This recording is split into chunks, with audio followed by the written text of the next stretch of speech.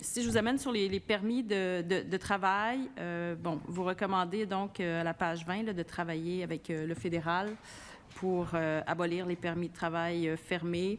Comment est-ce que vous voyez les impacts d'une transformation du permis de travail, tant pour les employeurs là, que pour les employés? Qu'est-ce que pour vous ça va changer là, en termes de mode de fonctionnement, et quel type de mode de fonctionnement vous préféreriez? Est-ce que ce serait des permis de travail sectoriels ou des permis de travail régionaux?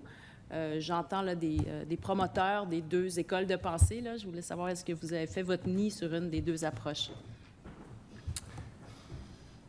En toute franchise, j'ai beaucoup de difficultés à voir comment des approches qui mettent des conditions même si elles semblent allégées, vont prendre effet réel. Parce que la raison pour laquelle le permis fermé est problématique, c'est l'état de vulnérabilité dans laquelle la personne est. On peut penser qu'on va faire des permis ouverts sectoriels ou régionaux. Il reste comment la personne immigrante qui arrive ici avec souvent, des fois une connaissance plus faible du français, comment elle va pouvoir exercer ses droits réels? Puis il y a plusieurs scénarios, puis on peut dire si l'autre employeur va compenser la part de l'investissement, mais encore là, ça veut dire que la personne doit se mettre en recherche d'emploi une fois rendue ici.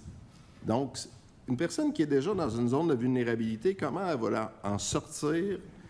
Il y a toujours l'apparence de droit puis l'exercice de droit réel qui devient problématique. La solution parfaite, c'est clair que c'est le permis ouvert.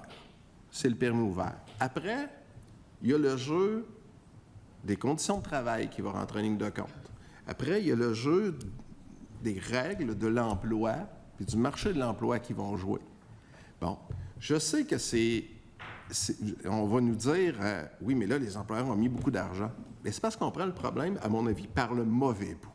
On prend le problème comme si la solution du temporaire, c'était ça, la réponse. La vraie réponse, elle est par la permanence.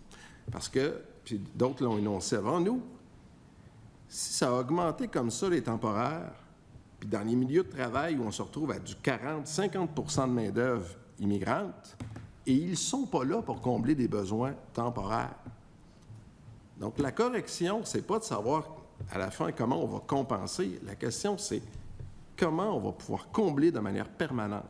Et automatiquement, plus on va combler correctement de manière permanente, moins on aura d'enjeux au niveau du temporaire et moins on décrira la question du permis ouvert qui sera un scandale puis qui va coûter bien cher. Parce qu'on ne l'utilisera plus, ça, ou beaucoup moins. Puis quand on va l'utiliser pour des besoins temporaires. Puis après, je répète, les règles du marché de l'emploi joueront, les employeurs feront ce qu'ils doivent faire pour garder leur main-d'œuvre. Alors, merci. Vous dire qu'on est déjà donc en discussion avec le fédéral là, sur cette question-là. Bien sûr, c'était avec mon homologue antérieur que ces discussions-là ont eu lieu. Donc, on va relancer la discussion avec le nouveau ministre de l'Immigration au fédéral en espérant pouvoir avancer sur des alternatives potentielles. Vous dire également qu'au sujet de l'accompagnement des travailleurs étrangers temporaires, dans la connaissance de leurs droits notamment, là, tous les travailleurs étrangers temporaires légalement admis sur le territoire pour une période consécutive d'1 an ont droit de s'inscrire à Accompagnement Québec. Et Accompagnement Québec, là, ça permet notamment de connaître les droits pour lesquels ils sont couverts.